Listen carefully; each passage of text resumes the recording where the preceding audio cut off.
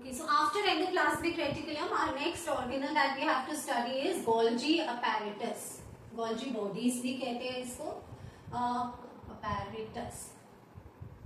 Who discovered it? So बेटा एक scientist थे जिनका नाम था कैमिलो गोल्जी, और उन्हीं के नाम पे और डिस्कवरी पे इस ऑर्गेनल का नाम पड़ा गोल्जी apparatus. स्ट्रक्चर की अगर बात करें तो सिमिलरली टाइनी ट्यूब्यूल्स होती हैं ऐसे, stacked one above the other. बहुत ही सिंपल स्ट्रक्चर है, लाइक दिस. ठीक है, stacked one above the other, इससे हम कहते हैं सिस्टर्ने. जब वो एक के ऊपर एक ऐसे स्टैक्ड होती है, which is usually this is the way they are present and we call it as cisternae. अब एक बहुत इंपॉर्टेंट और इंटरेस्टिंग फंक्शन है गोल्जी apparatus का.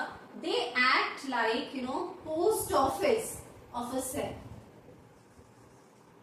Post office of the cell. जैसे कि पोस्ट ऑफिस का क्या काम है, आप कुछ उसे कोरियर के लिए देते हैं तो वो क्या करते हैं, उसको स्टोर करते हैं उस सामान को, फिर उसे पैक करते हैं, ओके, फिर उसे ट्रांसपोर्ट करते हैं टू द डेजिग्नेटेड एरिया. तो सेम वे में गोल्जी apparatus भी यही करता है. इससे पहले हमने पढ़ा था एंडोप्लाज्मिक रेटिकुलम. एंडोप्लाज्मिक रेटिकुलम क्या कर रहा था? It was making what? It was making lipids, that is fats, and it was making proteins. So ये जो लिपिड्स और proteins at endoplasmic reticulum is manufacturing, क्या वो वही रहेंगे, एंडोप्लाज्मिक रेटिकुलम में ही रहेंगे, और it will be transported to the other areas where it is required. So who is going to do that job of transportation? Golgi apparatus. ठीक है, so it will take the lipids और proteins को कहां से? From endoplasmic reticulum, फिर उसे वो store करके रखेगा. सो इसका फर्स्ट काम हुआ स्टोरेज. फिर उसको वो क्या करेगा? पैक करेगा इन द फॉर्म ऑफ वेसिकल्स, ऐसे छोटे छोटे स्ट्रक्चर्स में, विच इज कॉल्ड वेसिकल्स.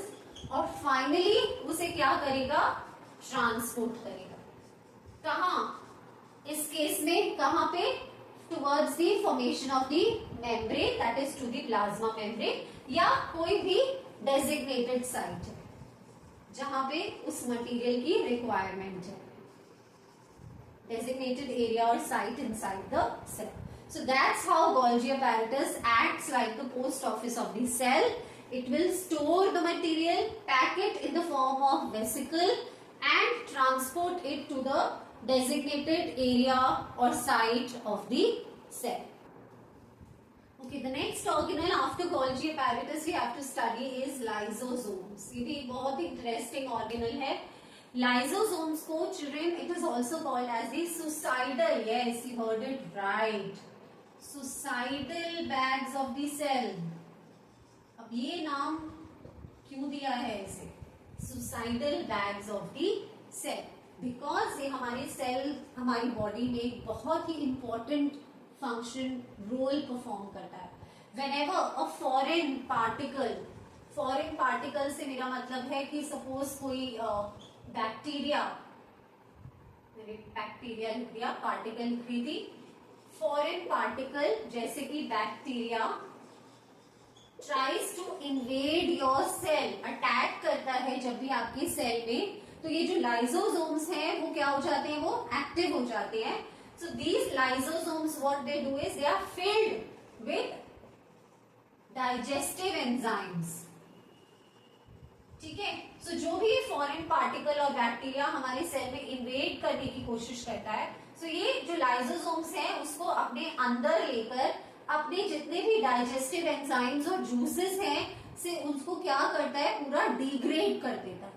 ठीक है, and in the whole process वो क्या होता है कि it also digest its own body और own cell. So that's why it is called as the suicide, because they also die at the end ultimately. Okay, in a way to protect your body from the invasion of any foreign particle or bacteria. So एक तरीके से आप कह सकते हैं कि ये cleaning of the cell का काम करता है, या फिर एक waste disposal system of the cell का काम करता है. ठीक है, मैं दोबारा से बता देती हूँ. Whenever a foreign particle like a bacteria or any other microorganism tries to invade, आपकी बॉडी में अटैक करने की कोशिश करता है, सो जो ये डाइजेस्टिव एंजाइम्स है लाइसोसोम्स के अंदर, वो क्या करते हैं? ये जूसेस उस बैक्टीरिया या फॉरेन पार्टिकल को डाइजेस्ट कर देते हैं। और इस पूरे प्रोसेस में जो सेल है, जो लाइसोसोम इटसेल्फ, जो ऑर्गेनल है सॉरी, वो खुद भी पूरा डाइजेस्ट हो जाता है और बर्स्ट हो जाता है। So that's why it is called as the suicidal bags of the cell. After lysosome, the next and the most important organelle of the cell is the mitochondria. इस पे क्वेश्चन आना is like 100% sure, okay, in the exam. Now mitochondria, children, it is also referred to as, ये जो मैं जितना भी आपको बता रही हूँ ना, that Golgi bodies is referred to as the post office of the cell, या nucleus is called as the brain of the cell, या फिर अभी जैसे मैंने बताया lysosomes are the suicidal bags of the cell. ये जो जितने भी मैं आपको की टर्म्स बता रही हूँ are very very important for the MCQ point of view. So similarly mitochondria, they are also called as the power house of the cell. Power देता है, मतलब पावर देता है का क्या मतलब है, हमारी बॉडी को क्या देता है, वो एनर्जी। ठीक है, सिमिलरली हम पढ़ेंगे पहले स्ट्रक्चर और उसके बाद फंक्शन। स्ट्रक्चर की बात करें तो ये भी एक डबल मेम्ब्रेनस स्ट्रक्चर है। डबल मतलब दो मेम्ब्रेन्स।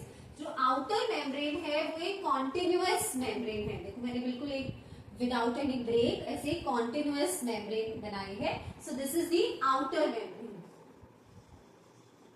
ठीक है, of mitochondria.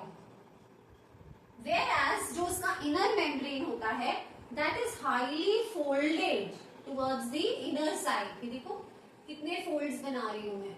So the inner membrane is extremely folded to increase the surface area and this is the highly folded inner membrane.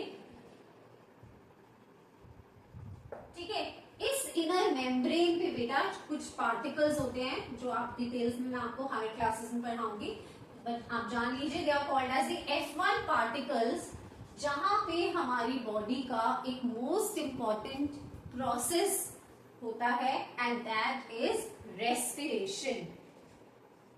Yes, so हमने पढ़ा है अभी तक in earlier classes that respiration takes place inside our body, inside our cells, but cell में कहा, inside where, in the mitochondria. ठीक है, respiration अगर आपको याद होगा क्या है रेस्पिरेशन, मैं इक्वेशन लिख के आपको रिमाइंड करवा देती हूँ। It's the break down of food. Food what, food को कैसे लिखते हैं हम, in the form of glucose, that is C6H12O6 in the presence of oxygen. The food breaks down and gives out carbon dioxide, water and the most important thing, that is energy. ठीक है, सो ये जो पूरा process है respiration का, an energy yielding process is happening where? Happening inside the mitochondria. ठीक है, अभी जो एनर्जी जनरेट होती है बेटा, it is generated in the form of ATP. ATP क्या है, एक मेजर करने का तरीका एनर्जी को, तो आप कह सकते हैं that it is the energy currency. कैसे मेजर करेंगे ना एनर्जी को बॉडी की, so it's the energy currency of the cell. And ATP stands for adenosine triphosphate. ठीक है, adenosine triphosphate. ठीक है, so mitochondria is very very important organelle because it provides us energy and that is why it is also called as the powerhouse of the cell.